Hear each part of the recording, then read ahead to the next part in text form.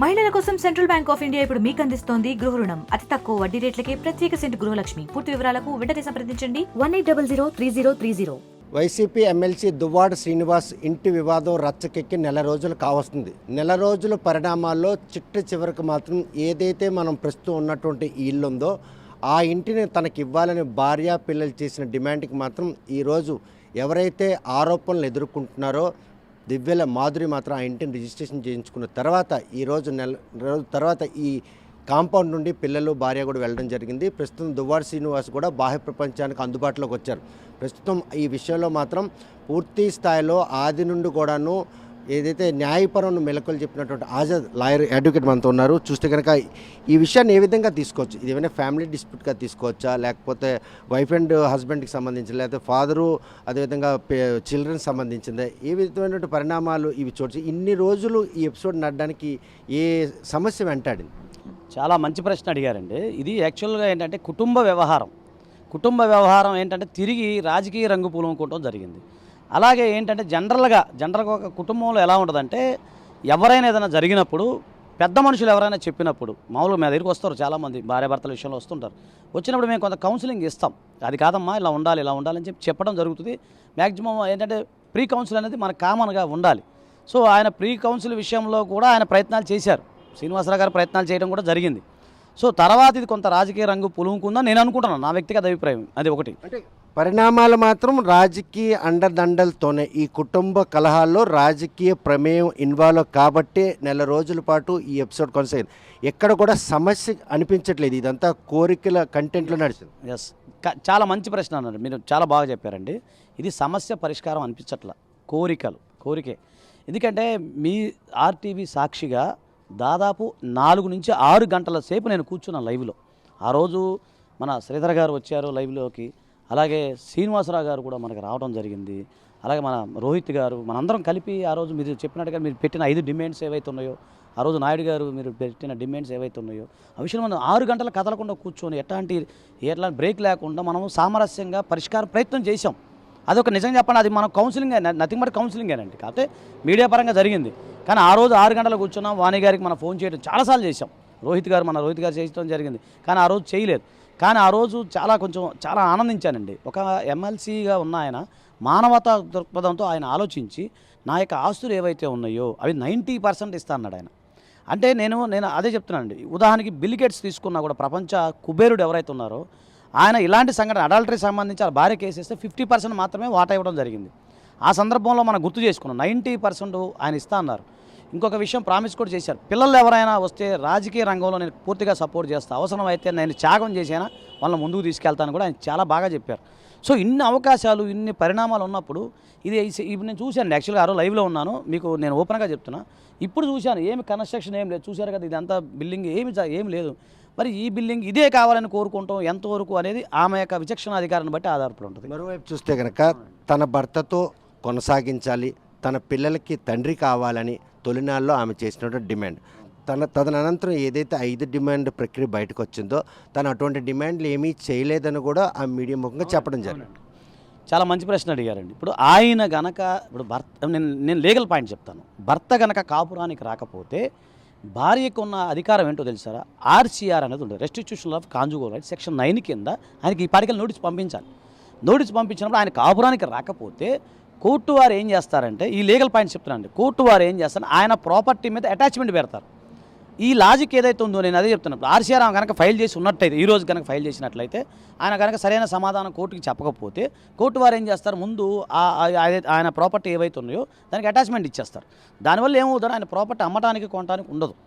So నేను తెలిసి ఆమె ఈ దిశగా అయితే ప్రయత్నాలు చేయలేదు. ఎందుకంటే ఈ ప్రాపర్టీకి సంబంధించి నా క్లయింట్ మాధురి ఎవరైతే ఉన్నారో ఆమెకు సంబంధించి మా దగ్గర క్రిస్టల్ క్లియర్గా ఎవిడెన్స్ ఉంది. ఆ చెక్కులు ఉన్నాయి, గతంలో ఇచ్చిన డబ్బులకు సంబంధించిన ప్రామిస్ నోట్స్ అన్నీ ఉన్నాయి.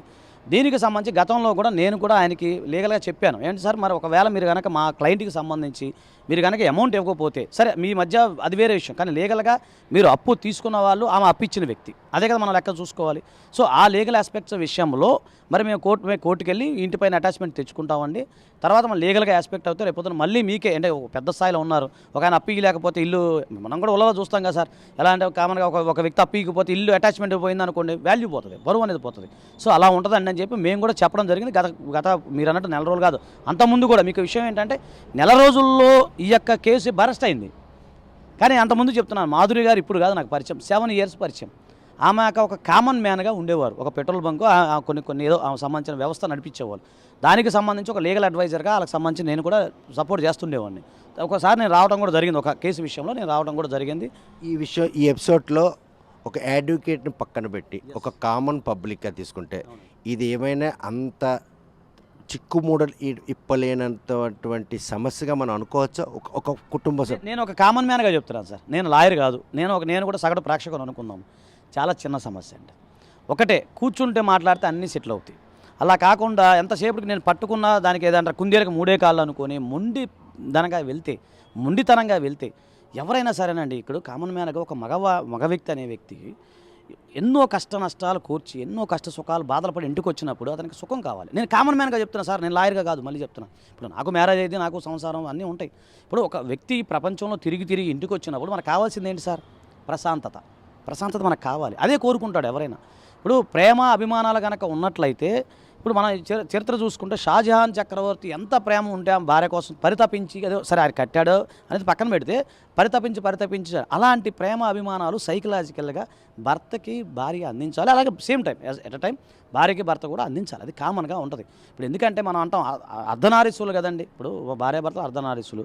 సో ఇలాంటి కౌన్సిలింగ్ కూడా గతంలో చేసి ఉండటం కూడా మంచిదైంది. నేను కూడా చెప్పాను సార్కి, శ్రీనివాసరావు గారు, ఈయన కూడా నాకు ఎప్పటి నుంచో వైఎస్ఆర్సీపీ నుంచి గత 7-8 years నుంచి ఈయన కూడా నాకు పరిచయం. ఆయన కూడా చెప్పాను, సార్ మీరు వయసులో పెద్దవారు కావచ్చు కానీ అనుభవపూర్వకంగా ఏంటంటే కూర్చుంటే షార్ట్ అవుట్ చేసుకొని, ఇలాంటి మీలాంటి పెద్దలు ఎవరైనా జోక్యం చేసుకుని లోకల్గా కొంత కమ్యూనిటీ వాళ్ళంతా కూర్చొని మాట్లాడడం సామరస్యంగా సింపుల్గా అయ్యే ప్రశ్న అండి. ఏం లేదు, చాలా సింపుల్. నీకేం కావాలి? ఎవరి వల్ల బెట్టుంది ఆ సమస్య పరిష్కారం నోచుకోలేదు సార్. నేను ఓపెన్గా చెప్తున్నాను సార్, అది అందరికీ తెలిసిన విషయమే. ఇప్పుడు ఏదైతే ప్రాపర్టీ ఏదైతే ఉందో, నీకు లీగల్గా భర్త పైన రైట్ ఉంది.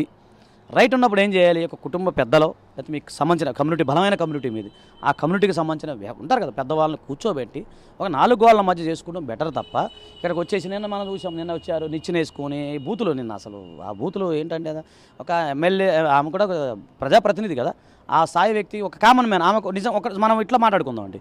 ఆమె 2 years బ్యాక్ ఆమె ఎవరో కూడా తెలియదు. ఆమె ఒక గృహిణిగా, నాకు కూడా గృహిణిగానే తెలుసు. ఓపెన్గా మనం మాట్లాడేసుకున్నాం. ఆమె గృహిణిగానే తెలుసు, నాకు గృహిణిగానే తెలుసు. ఒక బిజినెస్ మ్యాన్గా పరిచయం. నేను వచ్చినప్పుడు ఫీజు ఇవ్వటం, అది లీగల్ సంబంధించినవి నేనే చూసుకున్నాను. ఆ పెట్రోల్ బంక్ అవి కొన్ని ఉన్నాయి కదా. సో ఆ సందర్భంలో ఆమె ఎవరికీ తెలియదు.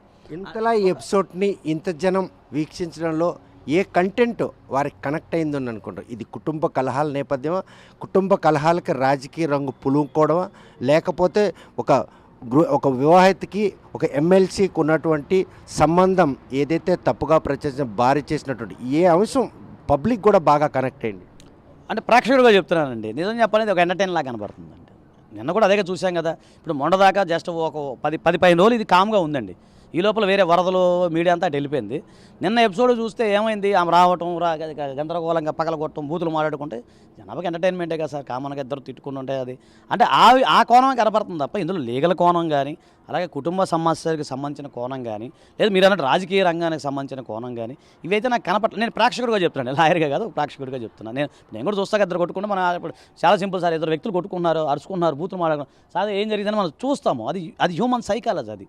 సో ఏదో ఒక సామెత కూడా ఉంటుంది కదా, మన ఇంట్లో పొరుగుంట్లో ఏం జరిగితే మనం ఆటోమేటిక్గా మనం తెలియకుండా వెళ్ళిపోతాయి. అంటారు కదా, మొగుడు కొట్టినందుకు కాదు తోడుకోవాలి తొంగి చూసినందుకు బాధ అని చెప్పి. ఇప్పుడు ఆ విధంగా ఉంది వ్యవహారం. అయితే నేనేమన్నానంటే, నాయుడు గారు మీకు తెలియదు, నేను వచ్చాను, పెద్దలందరూ నన్ను బాగా రెస్పెక్ట్ ఇచ్చారు, గౌరవిస్తున్నారు.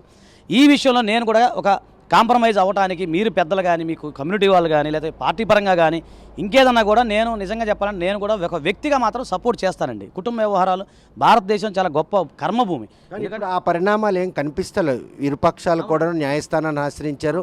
థర్డ్ పార్టీకి ఉన్న మాధురి కూడా ఈరోజు ఈ ఎసెట్ని సొంతం చేసుకోవడంతో పాటు ఆమె కూడా ప్రాణహాని పోలీసులు కంప్లైంట్ ఇచ్చి రేపు ఈ ఎసెట్ మీద ఎటువంటి న్యాయ పోరాటానికి ఏమి సిద్ధం అవుతుంటే, ఇది తన భర్తకు సంబంధించినటువంటి ఆస్తి నాకు నా పిల్లలకే చెందుతుందని వాణి ఒక వాదిస్తుంది. అంటే తెగేదాకా లాగే పరిణామాలు కళ్ళ ముందే కనిపిస్తున్నాయి. ఖచ్చితంగా నాయుడు గారు ఒక మంచి మాట చెప్తా. ఇది సెల్ఫ్ ఎక్వైర్ ప్రాపర్టీ అంటే అవునన్నా కాదనేది సెల్ఫ్ ఎక్వైర్ ప్రాపర్టీ. ఒక హిందూ పురుషుడు తనకు తాను సంపాదించిన సెల్ఫ్ ఎక్వైర్ ప్రాపర్టీలు ఎవరికి రైట్ ఉండదు, అది క్లియర్ లాలో ఉంది. సో ఆయన యొక్క సెల్ఫ్ ఎక్వైర్ ప్రాపర్టీ బాకీ ఉండడం వల్ల, అప్పు తీర్చడం వల్ల, అప్పు తీర్చాల్సిన పరిస్థితుల్లో ఆయనకు సేల్ చేయడం జరిగింది. అది ఆయన హక్కు. దాన్ని మనం ఎవరు కూడా క్వశ్చన్ ఈ చేయడానికి లేదు. విషయంలో మేజర్ అయిన ఇద్దరు పిల్లల్ని భార్యను కూడా సంప్రదించాల్సిన ఆవశ్యకత ఉంది కదా, తనకు వచ్చిన కష్టాన్ని ఫ్యామిలీతో పంచుకోవాలి కదా. మంచి ప్రశ్న అడిగారు. ఈ విషయం ఆయన పంచుకోవడం కూడా జరిగింది గతంలో. ఆయన అప్పులు బాధలు అన్నీ ఇప్పుడు నేను అనేది 1 month బిఫోర్ సంగతి చెప్తున్నాను. అంటే 1 month బిఫోర్ ఒక కామన్ మ్యాన్ మీకు తెలియదు కదండి. ఇప్పుడు మీరు అన్నట్టు ఆగస్టు 8 ముందు ఎవరో తెలియదు, అసలు ఈ సంఘటనే తెలియదు. తెలియనప్పుడు ఇవన్నీ జరుగుతాయి కదండి, బాధలు ఉంటాయి. ఆయన చెప్పుకుంటాడు ఇలా బాకీలైన ఇలా అప్పులైన ప్రభుత్వం లేదు, సరే అన్ని కష్టాలు ఉంటాయి కదండి. అప్పుడు ఎంత చెట్టుకి అంత గాలి, అంతే కదా సార్, అంత చెట్టుకి అంత గాలి. ఆయనకున్న కష్టాలు ఆయనకే ఉంటాయి, ఆయనకున్న అప్పులు ఉన్నాయి. ఇవన్నీ చర్చించడం అయింది. అయిన తర్వాత ఎప్పుడైతే ఇది బరస్ట్ అయిందో, ఓపెన్ అయిందో, అప్పుడు పబ్లిక్లోకి వచ్చింది. యాక్చువల్గా ఒకటి సార్, నేను ఓపెన్గా చెప్తాను, ఇంటి గుట్టు అనేది ఇంటి గుట్టులాగే ఉండాలి. బయటపడితే మీకు తెలియదు ఏముంది సార్. ఇప్పుడు శ్రీశ్రీ గారు, మహాకవి శ్రీశ్రీ ఒక మాట అంటారు, మీ యొక్క ప్రైవేట్ జీవితాలు మీ సొంతం, ఎవరు వారి ప్రైవేట్ జీవితం మీ సొంతం, అది ఏమైనా చేసుకోండి. కానీ పబ్లిక్లోకి వస్తే ఏమైనా అంటాం. మనం తెలియదు, మనం చదువుకున్నాం కదా జర్నలిజం, నేను జర్నలిజం చేశాను.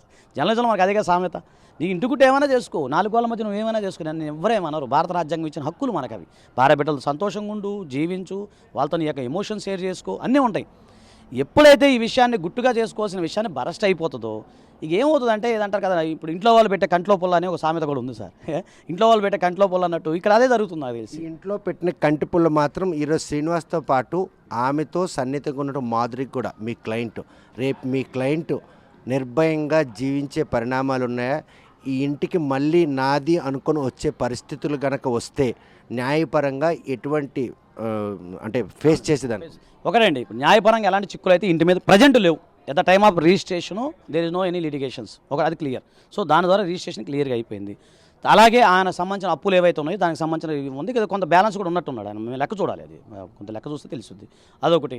తర్వాత ఇప్పుడు ఆమె ఓల్డెన్స్ వాళ్ళు ఓనరు, ఇంకోటి సెల్ఫ్ ఎక్వైర్ ప్రాపర్టీ, ఎవరికి రైట్ లేదు. ఆయన అమ్ముకున్నాడో ఆయన ఇష్టం, ఆయన బాకీ ఉండి అమ్ముకున్నాడో లేకపోతే ఆయన బిజినెస్ పరంగా అమ్ముకుంటాడో అది మన ఇష్టం, మన ప్రాపర్టీ మన ఇష్టం. మాధురి ఒక అడుగు ముందు కేసు, వాణి ఒక అడుగు ముందు కేసు కనుక మళ్ళీ దీని మీద వేస్తే మాధురికి ఏమైనా కూడా న్యాయపరంగా ఆమెకు రైట్ లేదు. ఎందుకంటే అమ్మకం కొనుగోలుదారు మధ్య జరిగింది ట్రాన్సాక్షన్. ఒకవేళ వస్తే రివోక్ చేసుకుంటే ఆయన ఎవరైతే ఉన్నారో అమ్మిన ఆయన మాత్రం రివోక్ చేసుకుంటాడు, కానీ ఈయనకి సంబంధం లేదు. ఒకటి మీకు ఒక కైండ్ ఇన్ఫర్మేషన్ ఏంటంటే, వాళ్ళు ఇచ్చిన డీవీసీ ఆర్డర్ ఏదైతే ఉందో అది ప్రాపర్గా ఏంటంటే, ఈ జనరల్గా డీవీసీ ఆర్డర్ ఏముంటుందంటే, భర్త నివసించిన దానికి ఈమెకి అకామిడేషన్ ఇవ్వాలి అనేది ఉంటుంది కామనే. సో భర్త ఎక్కడ నివసిస్తారో అక్కడ అకామిడేషన్ ఉంటుంది. జనరల్గా అదే ఆర్డర్ వచ్చింది. అంతే తప్ప ఈ ఇంటిని అమ్మకూడదు, ఇంటి మీద అటాచ్మెంట్ ఉంది, ఈ ఇంటిని మూవ్ చేయకూడదు లేదా ట్రాన్స్ఫర్ చేయకూడదు అనేది లేదు. నిందాక మీకు చెప్పాను, ఆర్సీఆర్ ఏదైతే ఫైల్ చేసుకుంటామో అప్పుడు అటాచ్మెంట్ ఇస్తుంది కోర్టు. సో ఆమె ఫైల్ చేయలేదు, ఆమె ఓన్లీ డీవీసీ మాత్రమే ఫైల్ చేశారు. డీవీసీలో ఏముంటుంది, ఇప్పుడు ఆయన ఇక్కడ లేరు, ఆయన అమ్మేసుకున్న, ఆయన పరిస్థితి బాగాలేదు, అమ్ముకున్నాడు, ఆయన ఇంకో దగ్గర ఉంటే ఆమె అక్కడికి వెళ్ళాల్సి వస్తుంది. ఇంకొకటి ఫర్ కైండ్ ఇన్ఫర్మేషన్ ఏంటంటే, నేను తెలుసుకున్నది ప్లస్ మీ అందరి ద్వారా తెలిసింది ఏంటంటే, ఆమెకు ఆల్రెడీ ఇల్లు ఉంది, టెక్కల్లో ఒక మంచి ప్రాపర్టీ ఉందంట, పెద్ద ప్రాపర్టీ ఉందంట. సో ఉన్నప్పుడు మరి ప్రాపర్టీ ఉంది కాబట్టి అది కోర్టు వారి దృష్టికి కూడా వీళ్ళు తీసుకెళ్తారు. ఏమన్నా ఆల్రెడీ ఉంది కదా, ఈ అవసరం ఈయన అక్కడికి వెళ్ళి ఉండొచ్చు. ఇక్కడ ఏ అవసరమైతే, ఇప్పుడు అవసరమైన కాదండి, ఆయనకున్న రైటు. ఇప్పుడు భార్యకి ఎట్లా రైట్ ఉందో భర్త కూడా అదే రైట్ ఉంటుంది కదా. సో ఇప్పుడు ఈ శ్రీనివాసరావు గారు అని ఆయన, ఆమె ఎక్కడైతే నివసిస్తుందో ఈయన అక్కడికి వెళ్ళిపోయి ఉండొచ్చు, ఈయనకున్న రైట్ అది. సో ఆ పని జరగొచ్చామని అనుకుంటున్నాను. అప్పుడు భార్యాభర్తలు కలిసి ఉండొచ్చు. సో డైవర్స్ పిటిషన్ అనేది పెండింగ్ ఉంది, అది కోర్టులో తేలాలి. సో వీళ్ళ కుటుంబ వ్యవహారానికి వస్తారు, వాళ్ళు ఇద్దరు మాట్లాడుతున్నారు, వాళ్ళు మాట్లాడుకున్నారు ఫస్ట్. ఒకవేళ వాళ్ళు మాట్లాడుకునే భార్యాభర్తల మధ్య ఏమైనా అండర్స్టాండింగ్ ఉండి మ్యూచువల్గా వెళ్తారా లేకపోతే కంటెస్ట్ డైవర్స్ అనేది మమ్మల్ని సంప్రదిస్తే అది ఆమె తరపున మేము ఫైల్ చేస్తాము. ఇప్పుడు శ్రీనివాస్ గారి పరిస్థితి అయితే అది పెండింగ్ ఉన్నాయి కేసులు, ఇది చాలా అంటే టైం పడుతుంది కదండి. సో ఈ లోపల ఏంటంటే ఆయన ఇంటికి వెళ్ళి ఉండొచ్చండి, అది కూడా రైట్ ఉంటుంది. శ్రీనివాస్ బ్యాక్ టు పెవిలియనా? అది ఆయన వ్యక్తిగత విషయం అండి. నేను ఒక కామన్ మ్యాన్గా చెప్తున్నాను, అంటే ఒక భర్త ఉన్న పొజిషన్ చెప్తున్నా తప్ప చట్టపరమైనటువంటి ఆటంకాలు అధిరోహించడానికి చట్టం చెప్పే తల సూచనలు ఆచరించాలనుకుంటే నిలువు నీడలేనటువంటి దువ్వాడ శ్రీనివాసరావు ఈరోజు ఆయన భార్య పిల్లల ఆవాసం ఉంటే ఇంటికి వెళ్ళి అకామిడేట్ అయ్యే అవకాశాలు ఉన్నాయి, ఉంటుంది కదండి. ఇప్పుడు మేము చెప్తాను మీకు, హిందూ మ్యారేజ్ యాక్ట్ సెక్షన్ 24 ప్రకారం భార్య అనేమో భర్త పైన మెయింటెనెన్స్ వేసుకోవచ్చు, అలాగే భర్త కూడా భార్య పైన వేసుకోవచ్చు. ఇన్ఫర్మేషన్ జనరల్గా అంతా తెలుసుకొని నేను చెప్తున్నాను. ఇప్పుడు ఒక తనకు తాను పోషించుకోలేని స్థితిలో ఉన్న ఒక భర్త తన భార్య, ఇప్పుడు ఈయనకు ఆదాయం ఏం లేదు అనుకుందాం, ఈయనకు ఆదాయం లేదు, ఈయన పేరు మీద రూపాయి కూడా లేదు, ఈయనకు ఏది లేదు, ఈయన కూడా మెయింటెనెన్స్ ఆమె మీద వేసుకోవచ్చు.